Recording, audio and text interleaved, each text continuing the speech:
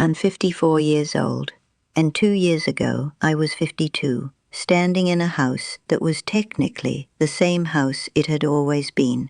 Same walls, same furniture, same coffee maker on the same counter, and I could not have told you who I was. Not in a dramatic way, not in a way anyone around me could see. I wasn't crying in parking lots. I wasn't calling my kids every hour. From the outside, I was fine. I was a functional adult going about her days. But something had come loose. Something I hadn't known was load-bearing until it wasn't there anymore. My youngest left for college on a Thursday, and I want to talk to the woman I was the morning after that Thursday, because I think she might be you right now. I think some of you are sitting exactly where she was sitting, and she needed someone to say something that nobody said. So, that's what I'm going to try to do today. There's something I want to do that might feel a little unusual. I want to talk directly to the version of me from 2 years ago. The 52-year-old who woke up on a Friday morning in an empty house and didn't have language for what was happening to her. I'll be speaking to her, but if you're watching this and something in her story sounds like yours, I think you'll know this is for you too. Her name is the same as mine, and 2 years ago she was sitting in the kitchen at 6:47 in the morning, and the house was quiet in a way it had never been quiet before. Not the quiet of everyone still asleep. Not the quiet of a Sunday afternoon when the kids were out with friends. A different quiet. A permanent quiet. The kind that doesn't have a snooze button. Here's what I want to say to her. What I want to say to you about what that quiet actually was. Lesson 1. What you're feeling is not a mood. It's a fracture. You're going to spend the first few weeks telling yourself you're just adjusting, that it's a transition, that it's normal, that it'll pass. And I need you to hear this. You're not wrong that it'll pass. But calling it an adjustment is like calling a broken bone a bruise. It's not that you're being dramatic, it's that you're using the wrong word for the wrong injury, and the wrong word means you're treating it wrong. What happened when your last child left wasn't that your schedule changed. It's that the organizing principle of your daily existence, the thing every morning was built around, the reason the grocery list looked the way it did, the reason you knew what time to wake up and what the day was for, that thing walked out the door and drove away. You built an identity around being needed, not on purpose, not as a choice you made consciously one afternoon. It happened the way most real things happen, slowly, quietly, without announcement, over 20-some years. And now the structure is gone. I'm sitting in our kitchen 2 years later, and I remember that morning. The coffee I made that I didn't drink, because I just sat there with it. I kept waiting for a sound, a backpack dropping, somebody asking where their phone charger was, and the silence just sat there with me, enormous and completely indifferent. That wasn't a mood, that was a fracture. If you're in it right now, if you keep waiting for the sound that isn't coming, I want you to know that what you're feeling has a name. It doesn't have a good name yet in our culture. People keep handing you the wrong words. Freedom, relief, your time now. But the real name is closer to grief, and grief is not a phase. Grief is the appropriate response to a real loss. Lesson 2. You don't know who you are without the job, and that is not a character flaw. Here's the thing nobody says out loud. For 20-some years, being a mother wasn't something you did. It was something you were.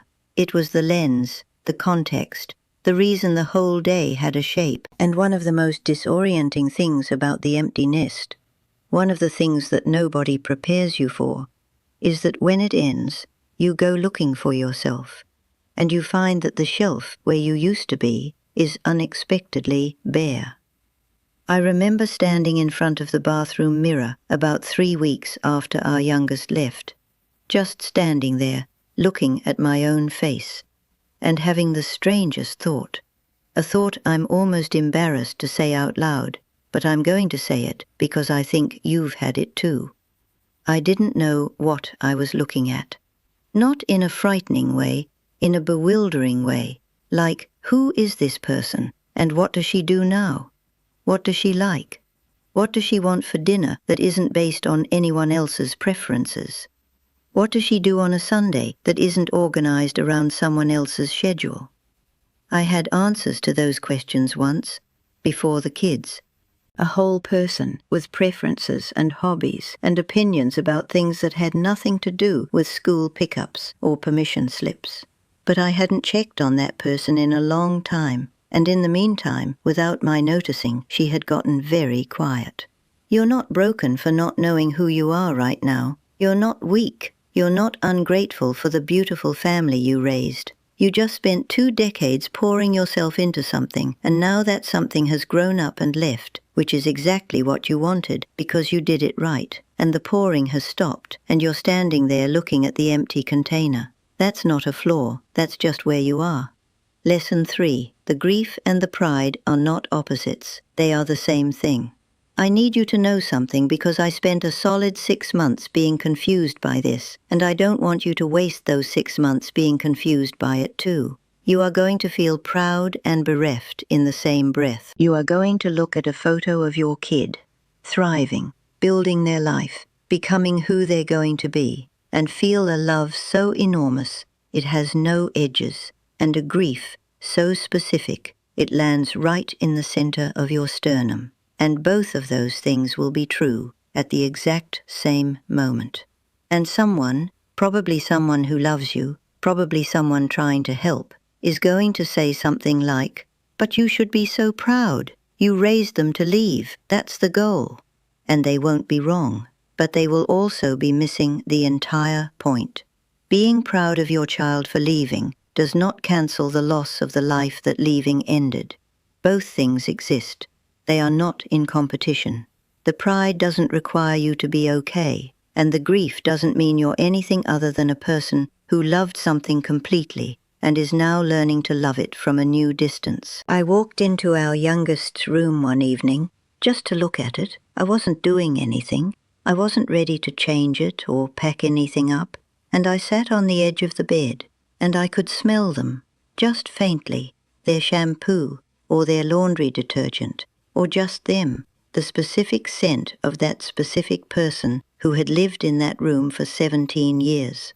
And I sat there for a while, crying and proud, and absolutely certain I had done everything right, and absolutely hollowed out by the result. That's not a contradiction. That's parenthood at the end of its daily chapter. Both things are true. You're allowed to hold both. You don't have to choose. Lesson 4. You don't need to know what comes next. Not yet. There's a lot of advice out there for women in their 50s with an empty nest. Rediscover yourself. Find your passion. This is your chapter now. Build something. Travel. Take the class you always wanted to take. And someday, not today probably, but someday, some version of that might be exactly right. There might come a morning when you wake up and you want something new, something that's entirely yours, and you go looking for it with something that feels a little like excitement. But that morning doesn't have to be this morning, and the pressure to arrive there before you're ready is its own kind of quiet cruelty. I want you to know that you are allowed to just be in this, to sit with the quiet house and not fill it immediately, to let the rooms be empty for a while without rushing to repurpose them, to eat the dinner you want for dinner without framing it as reinvention. About 4 months after our youngest left, I started taking walks in the evening, not for fitness, not as part of any plan, just because the house felt like it was pressing in, and outside was better than inside.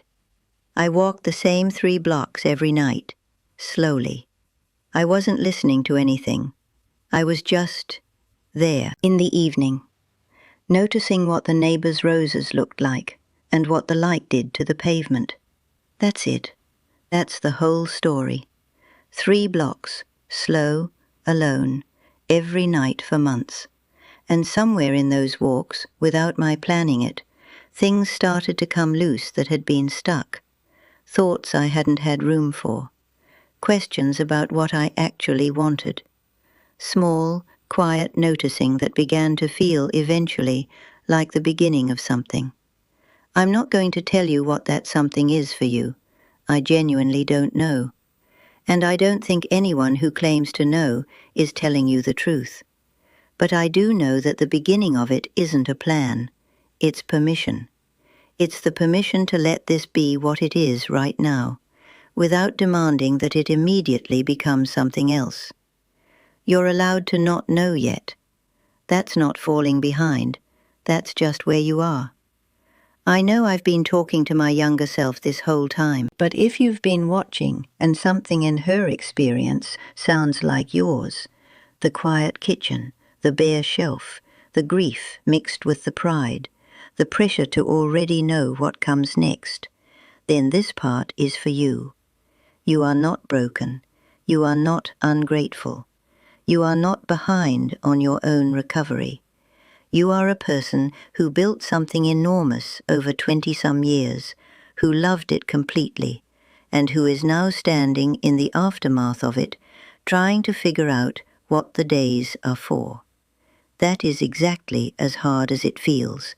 It is not supposed to be easy. The ease comes later, and it comes at its own pace, not the pace that anyone else sets for you. Here is the thing I wish someone had said to me on that Friday morning with the cold coffee and the enormous quiet. What you're feeling makes complete sense. Every single part of it. The grief makes sense. The pride makes sense. The confusion makes sense. The not knowing makes sense. You spent decades building your life around being needed, and now the needing has changed shape, and you are learning, slowly and without a manual, what shape you are when no one is needing you quite like that again. That is an identity crisis, a real one. It has weight and texture, and it takes actual time. And you are going to come through it. Not to a destination anyone can name for you right now, but to something that is genuinely yours, in a way that almost nothing has been for a very long time. You are not alone in this room. I promise you that. If any of this felt like something you needed to hear, I'm glad you found this. There's more of this kind of honest conversation here whenever you want it. Come back anytime.